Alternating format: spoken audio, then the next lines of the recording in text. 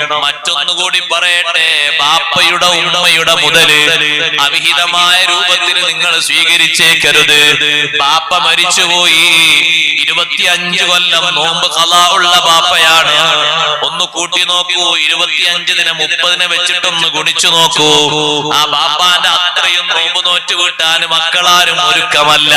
എന്നാൽ ഈ സമ്പാദ്യത്തിൽ നിന്നെടുത്ത് മുദ്ദു കൊടുക്കണ്ടേ? മുദ്ദു കൊടുക്കാതെ നിങ്ങൾ വിഹിതം വെച്ച് പോക്കറ്റിലിട്ടുകൊണ്ട് കുടുംബം പോറ്റുന്നത് അത് നല്ല സ്വത്തല്ല.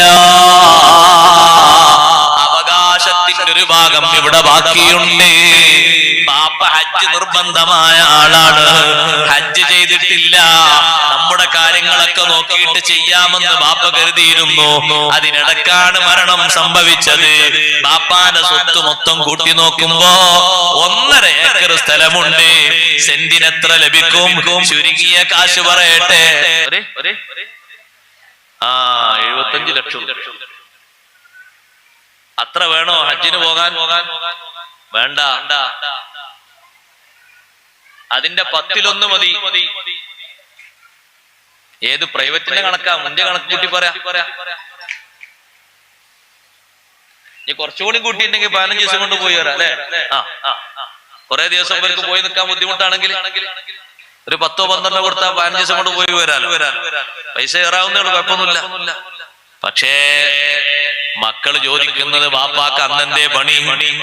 ഇപ്പൊ സ്വത്ത് നമ്മളെ കയ്യിൽ വന്നപ്പോ നമ്മളോട് ഇതൊക്കെ പറയാൻ ബാപ്പാക്കങ്ങ് ചെയ്തുകൂടായിരുന്നില്ലേ? ബാപ്പാന്റെ സ്വത്ത്, ബാപ്പാന്റെ നിർബന്ധ ബാധ്യത ഇപ്പൊ നമ്മുടെ പെരടിയിലേക്കാ വന്നത്. അത് വീട്ടാതെ ഇത് വിഹിതം വെക്കാൻ പറ്റോ? ഇല്ല. അങ്ങനെ വിഹിതം വെച്ചിട്ടുള്ള ജീവിതം അടിച്ചുപൊളിയാകുമെന്ന് കരുതുന്നുണ്ടോ?